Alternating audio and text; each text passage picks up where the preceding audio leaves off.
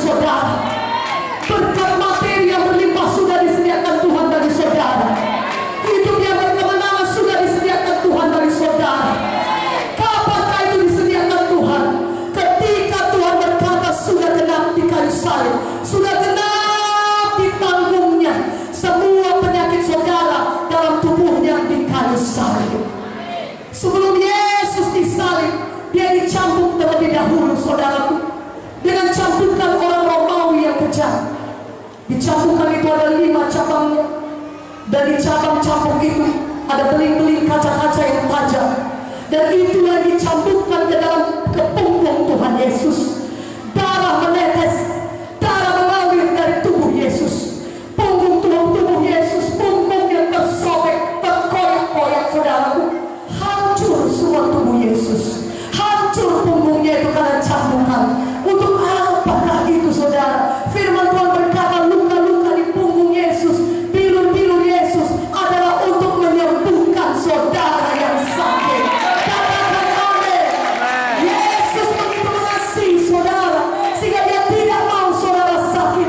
Biarlah malam ini saudara percaya oleh bilur Yesus saudara sudah sembuh. Sudah sembuh. Sudah sembuh. Bilur Yesus yang sakit, katakan amin dengan Tuhan. Berikan kemuliaan bagi Yesus. Yesus sangat mengasihi saudara. Dia berkata, aku sudah menanggung penyakitmu dalam tubuhku yang hancur. Oleh bilur Yesus engkau sudah sembuh. Percaya firman Tuhan ini, maka saudara akan menerima kesembuhan saudara. Saudaraku, Tuhan Yesus disalibkan, darah Yesus menetes, saudaraku. Mahkota duri ditaruh di kepala Yesus, paku di tangan dan kakinya. Darahnya menyucikan saudara, dan darah itu juga membebaskan saudara dan segala dosa dan kutuk-kutuk dosa. Sehingga jangan lagi ada di antara saudara yang sudah percaya kepada Yesus kembali lagi diikat oleh dosa. Yesus sudah membebaskan saudara dengan darahnya, sehingga selama saudara hidup di bumi ini, saudara bisa hidup bebas dari dosa, bebas dari kenajisan, bebas dari pornografi. Kenapa kau ikut setan? Setan akan menarik saudara ke neraka. Kenapa kau berselingkuh? Itu akan menghancurkan rumah tangga saudara. Kenapa mau narkoba? Itu akan menghancurkan semua hidup saudara. Kenapa mau free sex, pergaulan bebas? Itu menghancurkan masa depan saudara. Yesus sudah membebaskan saudara pada malam ini. Mari hidup kudus mempermuliakan Tuhan. Haleluya. Dan bawa firman Tuhan untuk membebaskan orang lain lagi. Itulah hidup baru yang sudah Tuhan berikan bagi saudara malam hari ini. Haleluya. Sampai katakan saudara, katakan haleluya. Katakan saya sudah bebas oleh darah Yesus. Saya sudah bebas dari segala dosa, dari segala ikatan dosa. Yesus sudah memerdekakan saya. Mulai hari ini hidup yang baru sudah menjadi milik saya. Hidup yang kudus sudah menjadi milik saya.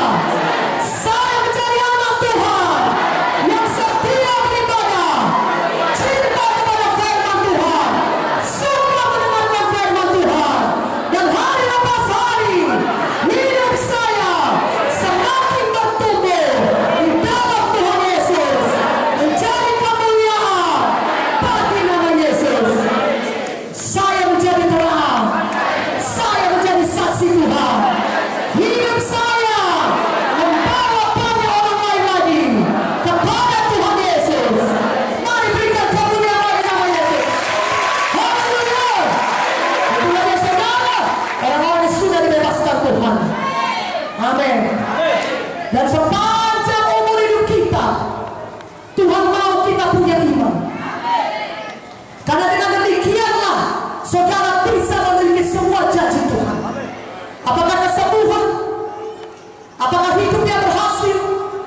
Apakah berkat materi yang berkelimpahan? Saudara punya iman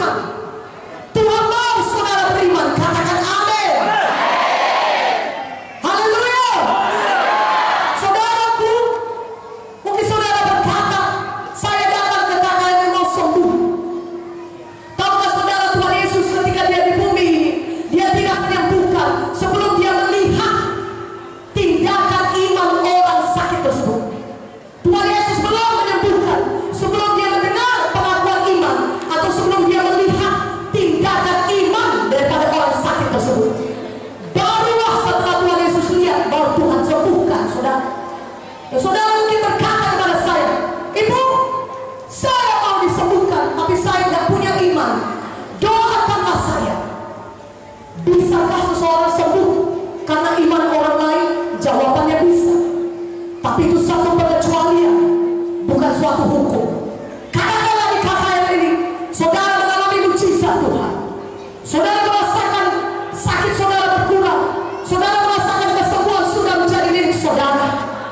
Saudaraku, tapi ketika saudara pulang dari tempat ini, 1 minggu, 2 minggu kemudian, atau 1 bulan kemudian, saudara merasakan gejala yang sama. Kalau saudara tidak punya iman, saudara tidak tahu menolak penyakit itu lagi. Tapi kalau saudara punya iman, maka saudara tahu menolak penyakit itu. Saudara akan berkata, oleh firman Yesus saya sudah sembuh. Oleh penyakit keluar, jangan lagi jangan terpukul. Dalam nama Yesus, aku milik Yesus. Firman Tuhan berkata, oleh firman aku sembuh. Sekarang ini aku sembuh. Aku sembuh. Aku sembuh. Itu kalau saudara punya iman, makanya Tuhan mau kita punya iman. Apakah iman itu? Iman itu adalah percaya pada firman Tuhan. Sudah dijadikan dalam hidup saudara, walaupun saudara belum merasakannya dengan tubuh saudara.